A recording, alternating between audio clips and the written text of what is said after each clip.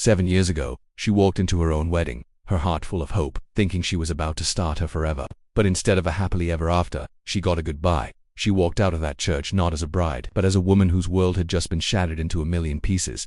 They say time heals all wounds, but does it really? Or does it just paper over the cracks, waiting for the right moment to break everything open again? Life has a funny, sometimes cruel, way of bringing the past back to the present, especially when fate decides it's not done playing its hand. Now, after 7 long years of rebuilding her life, of trying to forget the man who left her standing alone, Ava is finally coming home. She's stronger now, more guarded, and she thinks she's prepared for anything, except for him. She returns to the town that holds all her ghosts, only to find that the boy who broke her heart is gone.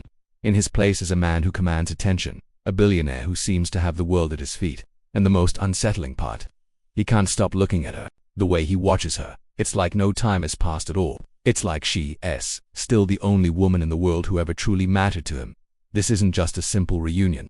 It's a collision of unfinished love, old wounds that never quite healed, and a simmering tension that feels like a storm about to break. He left her without a word, but his eyes are now saying everything he couldn't back then. Why did he leave? And why, after all this time, does her heart still beat a little faster when he's near?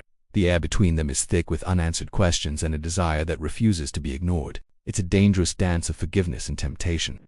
Can she risk her heart a second time with the one person who knows exactly how to break it? This is more than just a love story. It's a story of heartbreak, redemption, and the powerful, undeniable pull of a love that was never meant to end. A second chance is on the table, but it might just cost them everything. What would you do if the one who got away came back, richer, more powerful, and wanting you more than ever?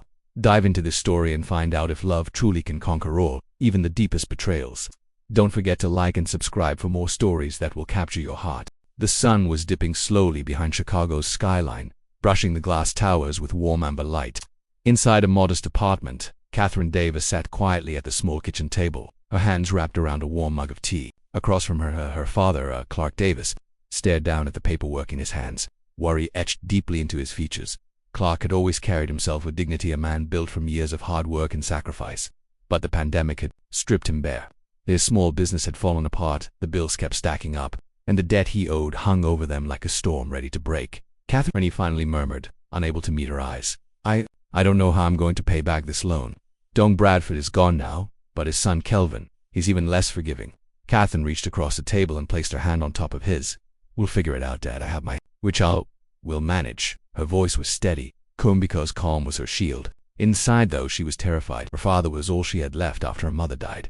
The idea of losing their home, losing the man who raised her, it tore at her. A sudden knock echoed through the apartment, jolting them both.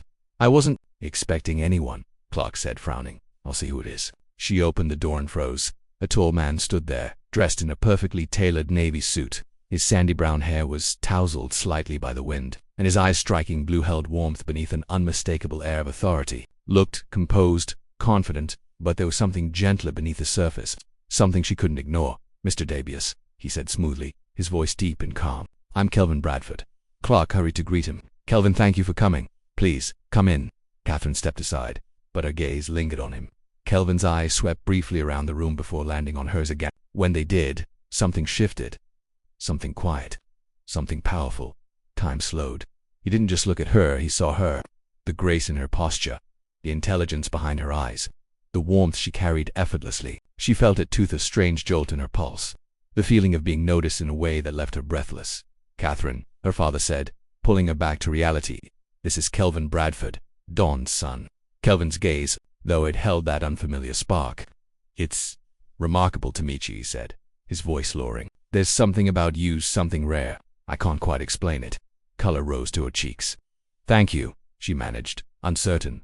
For Kelvin, that moment was enough. He didn't know how or why, but he wanted her in his life. The pull was instant, heavy, undeniable. Clark cleared his throat nervously. Kelvin, about the loan, yes, Kelvin said gently. I wanted to address it personally. It was originally a 1-year repayment agreement, correct? Clark nodded. Yes, but after the pandemic, things fell apart. Kelvin looked back at Catherine, something thoughtful lingering in his expression. Mr. Davis, he said slowly, I think we can arrive at a solution. A rather unconventional one. Catherine's eyebrows lifted. Unconventional? Kelvin inhaled deeply, choosing his words. When I walked in, he said quietly, I saw you, Catherine, and I realized something very clearly. He paused, measuring her reaction. I want you to come live with me for 1 year. As my girlfriend or my fiancée, whichever you prefer.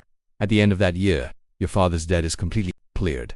And if at the end of the year, you do not love me, I will pay you $5 million. Silence slammed into her like ice water. I'm sorry, she said sharply. Live with you? Yes, you think I can be bought?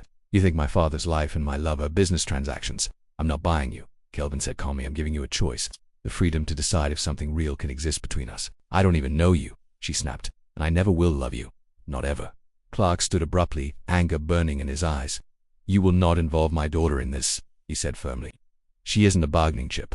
Kelvin looked genuinely surprised by Clark's tone but bowed his head respectfully. I understand your feelings, Mr. Davis, but the offer is sincere. It's unacceptable, Clark said sharply. Kelvin nodded once, then turned and walked out, leaving the air heavy behind him. That night, Catherine sat quietly in her room, the echo of Kelvin's words looping endlessly in her mind. Her pride screamed to refuse him, her heart warned her to stay far away. But reality whispered brutal truths. Her father needed her. The debt was impossible. 1 year could change everything, and so she made her decision. ***. The next morning her phone buzzed, relentlessly. A message flashed. I'll be at your office in 1 hour. We'll finalize arrangements. Kelvin, her pulse raced at 10 o'clock sharp. Kelvin walked into her office stall.com/commanding, impossibly collected. Catherine, he greeted softly. Thank you for meeting me. Let's discuss the details. He set a leather folder on her desk, contract precise and thorough. You may read it carefully, he said, but let me outline the essential terms. She listened. You will live with me for 1 year. I will never force romance or intimacy. I will never touch you. Without your consent, you may choose any room you want. You will accompany me wherever necessary. No male friends to avoid complications. A new phone number will be provided for privacy. And you may ask anything of me that remains within these terms. Catherine blinked, genuinely stunned. You thought of everything. I want you. Safe, comfortable, free, he said softly. That's the only way this works. After a long silence, she finally whispered, Fine, I'll do it. Kelvin's smile warmed. Good, I'll make the arrangements. Her room was gorgeous. Every detail carefully chosen.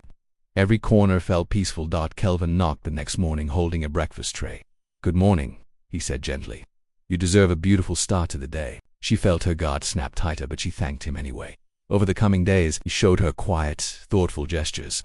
Trips to choose new clothes, dinners lit by soft lamps and soft conversations, small teasing jokes lingering. Glances he tried not to linger too long. She resisted him, but he was patient, so painfully patient. On a shopping trip, he handed her a dress. This suits you, he said. Eyes warm, elegant.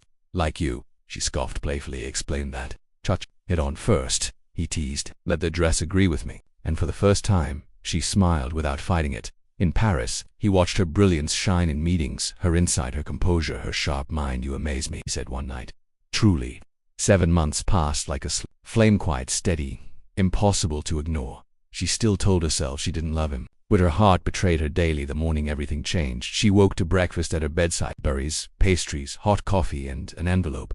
She opened it. Inside, your father's debt is cleared. Your account now holds $5 million. You owe me nothing.